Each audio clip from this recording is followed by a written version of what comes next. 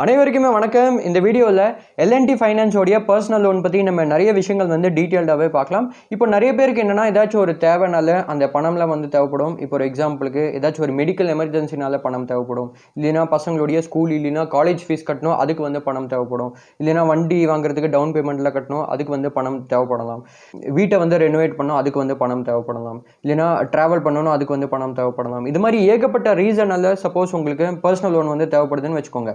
அதனால் அந்த பர்சனல் லோனை நம்பிக்கையாக எந்த இடத்துல இருந்து எடுக்கிறது அது உங்களுக்கு தெரிஞ்சுக்கணும்னா இந்த வீடியோ உங்களுக்கானதா. ஸோ இந்த வீடியோவில் இந்த எல்என்டி ஃபைனான்ஸோடைய பர்சனல் லோன் பற்றி நம்ம நிறைய விஷயங்கள் பார்க்கலாம். இதில் எவ்வளோ வரைக்கும் அந்த லோன் கிடைக்கலாம், இதோடைய ரேட் ஆஃப் இன்ட்ரெஸ்ட் என்னது, அதுக்கப்புறமாக அந்த லோனை ரீபே பண்ணுறதுக்கு எவ்வளோ டென்யூர் கிடைக்கும், தென் இதுக்கு என்னென்ன டாக்குமெண்ட்ஸ்லாம் தேவைப்படும், இதோடைய எலிஜிபிலிட்டி க்ரைட்டீரியா என்னது, இதில் என்னென்ன ஃபீஸ் அண்ட் சார்ஜஸ்லாம் இருக்குது. இது மாதிரி நிறைய விஷயங்கள் நம்ம இந்த வீடியோவில் பார்க்கலாம். நிறைய பேருக்கு அவங்களுடைய சொந்தக்காரங்கிட்ட போயிட்டு அந்த கடன்லாம் கேட்கறதுக்கு ஒரு மாதிரியா இருக்கும். அவங்க எதாவது நினச்சிட்டா என்ன ஆகும் அது மாதிரி நினைப்பாங்க. அது மட்டும் இல்லாமல் நிறைய பேர் என்னென்னா இந்த தேவையில்லாத அப்ளிகேஷன்லாம் இருக்கு இல்லையா, அது மூலியமாக அந்த லோன்லாம் எடுப்பாங்க. ஸோ எனக்கு தெரிஞ்சு அதுக்கு பதிலாக நீங்கள் என்ன பண்ணலாம்னா, நீங்கள் வேணும்னா இந்த எல்என்டி ஃபைனான்ஸ் மூலிமா கூட நீங்கள் வேணும்னா அந்த பர்சனல் லோன்லாம் எடுக்கலாம். எல்என்டி ஃபைனான்ஸ் பொறுத்த வரைக்கும் என்னென்னா இது ஆர்பிஐ ரெகுலேட்டட் என்பிஎஃப்சி தான். அது மட்டும் இல்லாமல் எல்என்டி எவ்வளோ பெரிய கம்பெனி அது நான் சொல்ல வேண்டிய அவசியமே கிடையாது, நிறைய பேருக்கு தெரியும். டிஸ்க்ளைமர் நான் கண்டிப்பாக சொல்லி ஆகணும். சப்போஸ் நீங்கள் எல்என்டி ஃபைனான்ஸோடைய பர்சனல் லோனுக்கு அப்ளை பண்ணுறீங்கன்னு வச்சுக்கோங்க, உங்களுக்கு இவங்களுடைய பர்சனல் லோன் கிடைக்காதது எவ்வளோ வரைக்கும் லோன் கிடைக்கலாம் அது எல்லாமே எல்என்டி ஃபைனான்ஸ் பொறுத்து தான் இருக்குது. ஸோ இப்போது இந்த எல்என்டி ஃபைனான்ஸோடைய பர்சனல் லோன் பற்றி நம்ம டீட்டெயில்டாக பார்க்கலாம். ஒரு முக்கியமான விஷயம் என்னென்னா, சப்போஸ் நீங்கள் பர்சனல் லோன் எடுக்கிறீங்கன்னு வச்சுக்கோங்க, இல்லைனா எந்த விதமான லோன் இருந்தாலுமே சரி, அதோடைய அந்த இஎம்ஐயை நீங்கள் டைமில் கட்டுற மாதிரி இருந்தால் மட்டுமே நீங்கள் அந்த லோனில் எடுங்க. ஏன்னா சப்போஸ் நீங்கள் ஏதாச்சும் ஒரு இஎம்ஐயை நீங்கள் மிஸ் பண்ணுறீங்கன்னு வச்சுக்கோங்க, அதாவது என்னென்னா நீங்கள் டியூ சரியாக கட்டலைன்னு வச்சுக்கோங்க, அப்போ என்னென்னா அவங்க அந்த லேட் பேமெண்ட் சார்ஜஸ் போடுவாங்க. ஸோ அதில் என்னென்னா அந்த பீனல் இன்ட்ரெஸ்ட்டோட, அதாவது என்னென்னா இன்னும் கொஞ்சம் இன்ட்ரெஸ்ட்டோட அந்த இஎம்ஐ இருக்கு இல்லையா, அந்த டியூ அதை நீங்கள் கட்டுற மாதிரி இருக்கும். அது மட்டும் இல்லாமல் உங்களுடைய கிரெடிட் ஸ்கோருமே பாதிக்கும். ஸோ இப்போது இவங்களுடைய லோன் பொறுத்த வரைக்கும் என்னென்னா இதில் 30 லட்ச ரூபா வரைக்கும் அந்த பர்சனல் லோன் கிடைக்கலாம். தென் இவங்களுடைய லோனில் என்னென்னா, இல்லைன்னா பேசிக்காகவே அந்த பர்சனல் லோனில் என்னென்னா எந்த விதமான அந்த கொலாட்ரல் தேவையில்லை. அதாவது என்னென்னா நீங்கள் உங்களுடைய நகையாகட்டும் சரி, இல்லைன்னா உங்களுடைய சொத்தாகட்டும் சரி, அதெல்லாம் நீங்கள் பர்சனல் லோனில் அடகு வைக்க தேவையில்லை. ஸோ இதில் அந்த கொலாட்ரல் தேவையில்லை. தென் இவங்களுடைய இன்ட்ரெஸ்ட் ரேட் பற்றி சொல்ல போனோம்னா, இவங்களுடைய இன்ட்ரெஸ்ட் இருக்கு இல்லையா, அது ஒரு வருஷத்துக்கு, அதாவது என்னென்னா பர் ஆனம்க்கு 11% ஆரம்பிக்குது. ஸோ இது கேட்கறதுக்கு நல்லா தான் இருக்குது. தென் இதுலேயே ஒரு முக்கியமான டிஸ்க்ளைமர் என்னென்னா, இவங்களுடைய பர்சனல் லோன் உங்களுக்கு என்ன ரேட் ஆஃப் இன்ட்ரெஸ்ட்டில் தருவாங்க அது எல்என்டி ஃபைனான்ஸ் பொறுத்து தான் இருக்குது. ஸோ ஏகப்பட்ட ஃபேக்டர் டிபெண்ட் பண்ணியிருக்கு. அதாவது என்னென்னா அந்த கிரெடிட் ஸ்கோர் இருக்கு இல்லையா, உங்களுடைய அந்த சிபில் ஸ்கோர்னு கூட சொல்லுவாங்க, அதை டிபெண்ட் பண்ணியிருக்கு. அது மட்டும் இல்லாமல் உங்களுடைய வருமானம், நீங்கள் எவ்வளோ சம்பாதிக்கிறீங்க அதை டிபெண்ட் பண்ணியுமே இருக்குது. அதுக்கப்புறமாக நீங்கள் எவ்வளோ அமௌண்ட்டுக்கு லோன் எடுக்கிறீங்க, அதுக்கப்புறமாக எவ்வளோ டென்யூர், எந்த டென்யூரை நீங்கள் சூஸ் பண்ணுறீங்க. ஸோ அது மாதிரி ஏகப்பட்ட ஃபேக்டர் டிபெண்ட் பண்ணி அது இருக்குது. தென் டென்யூர் பற்றி சொல்லணும்னா, இப்போ ஒரு எக்ஸாம்பிளுக்கு இந்த லோனை நீங்கள் எடுக்கிறீங்கன்னு வச்சுக்கோங்க, அந்த லோனை ரீபே பண்ணுறதுக்கு எவ்வளோ டைம் பீரியட் கிடைக்கும்னா 12 மாதத்துலேருந்து 72 மாதம் வரைக்கும் அந்த டென்யூர் இருக்குது. அதில் நீங்கள் என்ன பண்ணிக்கலாம்னா, உங்களுக்கு பிடிச்ச டென்யூரை நீங்கள் சூஸ் பண்ணிக்கலாம். அதாவது என்னென்னா உங்களுக்கு அந்த டென்யூர் காமிக்கும், அதில் உங்களுக்கு பிடிச்ச டென்யூரை நீங்கள் சூஸ் பண்ண முடியும். அடுத்ததாக இந்த லோனோடைய எலிஜிபிலிட்டி க்ரைட்டீரியா பற்றி பார்க்கலாம். இப்போ இந்த பர்சனல் லோனுக்கு யாரெல்லாம் அப்ளை பண்ணலாம்னா, ஸோ இதுக்கு மொதல் இந்தியன் ரெசிடெண்ட்டாக இருக்கணும். தென் ஏஜ் க்ரைட்டீரியா பற்றி சொல்ல போனோம்னா, இந்த லோனுக்கு என்னென்னா உங்களுடைய வயசு 21லேருந்து 58 வரைக்கும் இருக்கலாம். தென் ப்ரொஃபஷன் பற்றி சொல்ல போனோம்னா, சப்போஸ் நீங்கள் சேலரிடு பர்சனாக இருக்கீங்க, இல்லைனா செல்ஃப் எம்ப்ளாய்ட் பர்சனாக இருக்கீங்கன்னா நீங்கள் இந்த லோனுக்கு எலிஜிபிள் தான். அண்ட் பேசிக்கலாகவே பேங்க் ஆகட்டும் சரி, இல்லைனா என்பிஎஃப்சி ஆகட்டும் சரி, அவங்க யாருக்கெல்லாம் அந்த லோன் தருவாங்களோ, யார் சம்பாதிப்பாங்களோ, யார்கிட்ட வருமானம் இருக்கோ அவங்களுக்கு தான் அந்த லோன் தருவாங்க. ஏன்னா அப்போ தான் அவங்க அந்த வருமானம் இருந்தால் தான் அவங்க அந்த லோன் ரீபே பண்ண முடியும். அப்போ தான் அந்த லோன் இருக்கு இல்லையா, மாதம் மாதம் அதுக்கான இஎம்ஐ அது கட்ட முடியும். ஸோ யார் சம்பாதிக்கிறாங்களோ அவங்களுக்கு தான் பேசிக்காக பேங்க் ஆகட்டும் சரி, இல்லைனா என்பிஎஃப்சி ஆகட்டும் சரி அந்த பர்சனல் லோன்லாம் தருவாங்க. அடுத்ததாக சப்போஸ் நீங்கள் இவங்களுடைய லோனுக்கு அப்ளை பண்ணுறீங்கன்னு வச்சுக்கோங்க, என்னென்ன டாக்குமெண்ட்ஸ்லாம் தேவைப்படும்னா, இல்லைனா அப்ளை பண்ணும்போது என்னென்ன டாக்குமெண்ட்ஸ்லாம் கேட்கலாம்னா, இப்போது நான் உங்களுக்கு இங்கேயுமே காமிச்சிருக்கேன், நீங்கள் பார்த்துக்கோங்க. இப்போது ஐடென்டிட்டி ப்ரூஃப்க்கு என்னென்னா உங்களுடைய பேன் மற்றும் ஆதார் தேவைப்படும். அட்ரஸ் ப்ரூஃப்க்கு என்னென்னா ஆதாரே போதும். அதுக்கப்புறமாக இன்கம் ப்ரூஃப் வந்து கேட்கலாம். ஸோ இதில் ஒரு முக்கியமான விஷயம் என்னென்னா, இவங்க வந்து அந்த டாக்குமெண்ட்ஸை கேட்குறது கேட்காதது அது எல்லாமே எல்என்டி ஃபைனான்ஸ் பொறுத்து தான் இருக்குது. இதில் என்னென்னா, சப்போஸ் நீங்கள் சேலரிடு பர்சனாக இருக்கீங்கன்னு வச்சுக்கோங்க, உங்களுடைய லாஸ்ட் 3 மாதத்துக்கான அந்த சேலரி ஸ்லிப்பு, அப்படி இல்லைன்னா ஃபார்ம் 16, அப்படி இல்லைன்னா மாதம் உங்களுடைய சம்பளம் இருக்கு இல்லையா, அது வந்து உங்களுடைய எந்த வங்கி அக்கௌண்ட்டில் வருமோ அதோடைய லாஸ்ட் 3 மாதத்துக்கான அந்த வங்கி ஸ்டேட்மெண்ட்டு, அப்படி இல்லைன்னா சேலரி சர்டிஃபிகேட்டு, ஸோ இதெல்லாம் வந்து கேட்கலாம். தென் சப்போஸ் நீங்கள் செல்ஃப் எம்ப்ளாய்ட் பர்சனாக இருக்கீங்கன்னு வச்சுக்கோங்க, உங்களுடைய ஐடிஆர் வந்து தேவைப்படலாம். தென் பேசிக்கலாகவே என்னென்னா அந்த வங்கியோடைய ஸ்டேட்மெண்ட் வந்து தேவைப்படும். அதில் என்னென்னா லாஸ்ட் 3 மாதத்துக்கான அந்த வங்கி ஸ்டேட்மெண்ட் வந்து தேவைப்படும். ஸோ இது போன்ற டாக்குமெண்ட்ஸ் தான் வந்து பேசிக்காக வந்து தேவைப்படும். அடுத்ததாக இவங்களுடைய பர்சனல் லோனில் என்னென்ன ஃபீஸ் அண்ட் சார்ஜஸ்லாம் இருக்குது இப்போ நம்ம பார்க்கலாம். இப்போ இவங்களுடைய லோன் பொறுத்த வரைக்கும் அந்த ப்ராசஸிங் ஃபீ வந்து சார்ஜ் பண்ணுவாங்க. ஸோ இப்போ ஒரு எக்ஸாம்பிளுக்கு உங்களுக்கு இவங்களுடைய பர்சனல் லோன் வந்து கிடைக்கிதுன்னு வச்சுக்கோங்க, அந்த லோன் அமௌண்ட்டோடைய அப் டு 4% வரைக்கும் அந்த ப்ராசஸிங் ஃபீ வந்து சார்ஜ் பண்ணலாம். ப்ளஸ் அந்த டாக்ஸஸ், அந்த ஜிஎஸ்டியுமே இருக்குது. பீனல் இல்லைனா லேட் பேமெண்ட் சார்ஜ்னா அது எவ்வளோனா, இப்போ இது வந்து என்னது அது நான் உங்ககிட்ட சொல்லிடுறேன். இப்போ ஒரு எக்ஸாம்பிளுக்கு சப்போஸ் நீங்கள் ஏதாச்சும் ஒரு இஎம்ஐயை நீங்கள் டைமில் கட்டலன்னு வச்சுக்கோங்க, அதாவது என்னென்னா அந்த டியூ டேட்டுக்கு முன்னாடி சப்போஸ் நீங்கள் அந்த இஎம்ஐயை நீங்கள் கட்டலன்னு வச்சுக்கோங்க, அப்போ என்னென்னா அந்த லேட் பேமெண்ட் சார்ஜ் வந்து போடுவாங்க, அது வந்து சார்ஜ் பண்ணுவாங்க. ஸோ அது வந்து எவ்வளோ சார்ஜ் பண்ணுவாங்கன்னா, எவ்வளோ ஓவர் டியூ இஎம்ஐ இருக்கையோ, அதாவது என்னன்னா எவ்வளோ இஎம்ஐ நீங்கள் கட்டலையோ அதோடைய அப் டு 2% வரைக்கும் ஒரு மாதத்துக்கு சொல்லிட்டு இருக்கேன், அது வந்து சார்ஜ் பண்ணுவாங்க. ப்ளஸ் அந்த டாக்ஸஸ், அந்த ஜிஎஸ்டியுமே இருக்குது. ஸோ இதில் என்னென்னா சப்போஸ் நீங்கள் டைமில் வந்து ஏதாச்சும் ஒரு இஎம்ஐ நீங்கள் கட்டலன்னு வச்சுக்கோங்க, அப்போ என்னென்னா அது வந்து ஓவர் டியூ ஆயிரும். ஸோ அப்போது இந்த லேட் பேமெண்ட் சார்ஜ் நீங்கள் கட்டுற மாதிரி இருக்கும். அது மட்டும் இல்லாமல் உங்களுடைய கிரெடிட் ஸ்கோருமே வந்து பாதிக்குது. சப்போஸ் அது வந்து பாதிக்கும் போது ஃபியூச்சரில் சப்போஸ் நீங்கள் ஏதாச்சும் ஒரு லோனுக்கு அப்ளை பண்ணுறீங்கன்னு வச்சுக்கோங்க, அப்போ என்னென்னா அந்த டைமில் உங்களுக்கு ப்ராப்ளம் வந்து ஆகலாம்.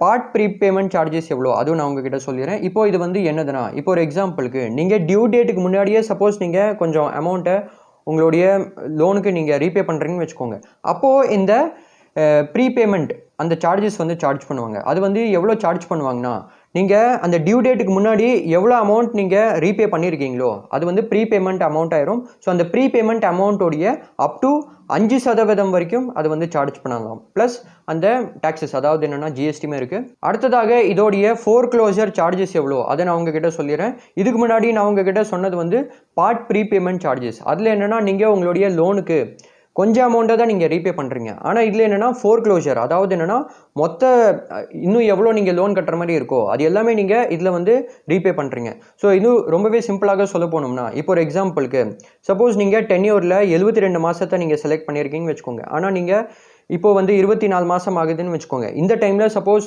உங்களுக்கு அந்த மொத்த லோனே வந்து க்ளோஸ் பண்ணணும்னா, அதாவது என்னென்னா இன்னும் நீங்கள் எவ்வளோ லோன் வந்து ரீபே பண்ணுற மாதிரி இருக்கோ அந்த மொத்த அமௌண்ட்டை சப்போஸ் உங்களுக்கு இப்போ வந்து ரீபே பண்ணணும்னு வச்சுக்கோங்க, அப்போது இந்த ஃபோர்க்ளோஷர்னு சொல்லுவாங்க. ஸோ இதில் எவ்வளோ ஃபோர்க்ளோஷர் சார்ஜஸ் இருக்குன்னா, இப்போது நீங்கள் மிச்சம் எவ்வளோ லோன் அமௌண்ட் நீங்கள் ரீபே பண்ணுற மாதிரி இருக்கோ அதை வந்து பிரின்சிபல் அவுட்ஸ்டாண்டிங்னு சொல்லுவாங்க.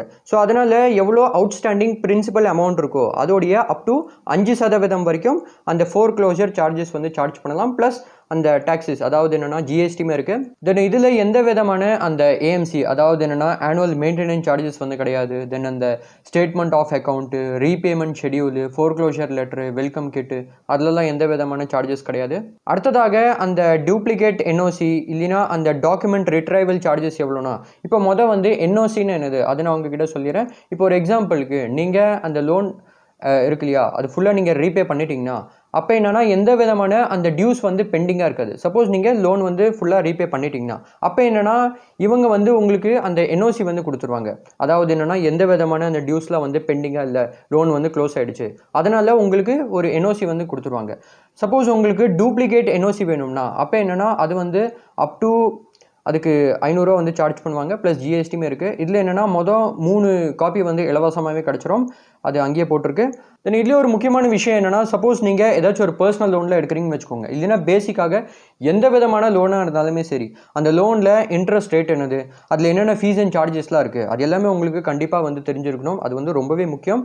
தென் இன்னொரு முக்கியமான விஷயம் என்னென்னா, அங்கே பார்த்தீங்கன்னா cooling off or lookup period அப்படின்னு போட்டிருக்கு. அது வந்து என்னதுன்னா, இப்போ ஒரு எக்ஸாம்பிளுக்கு இன்றைக்கி உங்களுக்கு அந்த லோன் வந்து கிடைக்குதுன்னு வச்சுக்கோங்க, அதாவது என்னென்னா இன்றைக்கி தான் உங்களுக்கு அந்த லோன் வந்து டிஸ்பர்ஸ் ஆகிருக்குன்னு வச்சுக்கோங்க. தென் அடுத்த 3 நாளுக்குள்ளேயே சப்போஸ் நீங்கள் அந்த லோனை வந்து கேன்சல் பண்ணுறீங்கன்னா அப்போது எந்த விதமான பெனால்ட்டிலாம் வந்து போட மாட்டாங்க. அதில் பார்த்தீங்கன்னா எந்த விதமான பெனால்ட்டி இல்லை, எந்த விதமான அந்த ரீபேமெண்ட் பெனால்ட்டிலாம் வந்து போட மாட்டாங்க, எதுவுமே வந்து சார்ஜ் பண்ண மாட்டாங்க. ஆனால் சப்போஸ் இன்றைக்கி சப்போஸ் உங்களுக்கு லோன் வந்து கிடைக்குதுன்னு வச்சுக்கோங்க, இன்றைக்கி வந்து டிஸ்பர்ஸ் ஆகுதுன்னு வச்சுக்கோங்க. சப்போஸ் நீங்கள் 3 நாள் கழிச்சு சப்போஸ் நீங்கள் அந்த லோனை வந்து கேன்சல் பண்ணுறீங்கன்னா அப்போ என்னென்னா அது வந்து போஸ்ட் கூலிங் ஆஃப் பீரியட் ஆயிரும். ஸோ அப்போ என்னென்னா அந்த லோன் கேன்சலேஷன் ஃபீ வந்து சார்ஜ் பண்ணுவாங்க. அது வந்து எவ்வளோ சார்ஜ் பண்ணுவாங்கன்னா எவ்வளோ பிரின்சிபல் அமௌண்ட் இருக்கோ, அவுட்ஸ்டாண்டிங் லோன் அமௌண்ட், அதாவது என்னென்னா லோன் அமௌண்ட் வந்து கட்டுற மாதிரி இருக்கோ அதோடைய அப் டு 5% வரைக்கும் வந்து சார்ஜ் பண்ணலாம். ப்ளஸ் அந்த டாக்ஸஸ், அதாவது என்னென்னா ஜிஎஸ்டியுமே இருக்குது. ஸோ இப்போ இதை வந்து ஒரு எக்ஸாம்பிள் வச்சு எக்ஸ்பிளைன் பண்ணணும்னா சப்போஸ் நீங்கள் ஒரு எக்ஸாம்பிளுக்கு 3 லட்ச ரூபாய்க்கு நீங்கள் லோன் வந்து எடுத்துருக்கீங்கன்னு வச்சுக்கோங்க. அப்போ என்னென்னா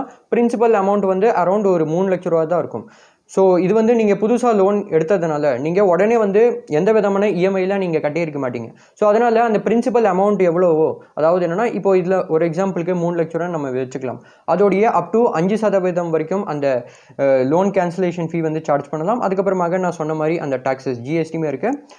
அதுக்கப்புறமாக வேறு என்னென்ன சார்ஜஸ்லாம் இருக்குன்னா சார்ஜ்லாம் இருக்கலாம்னா அந்த ஃபீல்டு கலெக்ஷன் சர்வீஸ் சார்ஜ் எவ்வளோ அதுவுமே நான் உங்களுக்கு காமிச்சிருக்கேன், நீங்கள் பார்த்துக்கோங்க. அதுக்கப்புறமாக legal fees and charges, recovery charges அது வந்து எவ்வளோ அதுவுமே நான் உங்களுக்கு காமிச்சிருக்கேன், நீங்கள் பார்த்துக்கோங்க. தென் இவங்களுடைய லோனில் எவ்வளோ பவுன்ஸ் சார்ஜஸ் இருக்குது அதுவுமே வந்து தெரிஞ்சிருக்கணும். அது வந்து எவ்வளோனா இப்போ ஒரு எக்ஸாம்பிளுக்கு நீங்கள் 5 லட்ச ரூபாய்க்கு கீழே நீங்கள் லோன் அமௌண்ட் உங்களுக்கு கிடச்சிருக்குன்னு வச்சுக்கோங்க.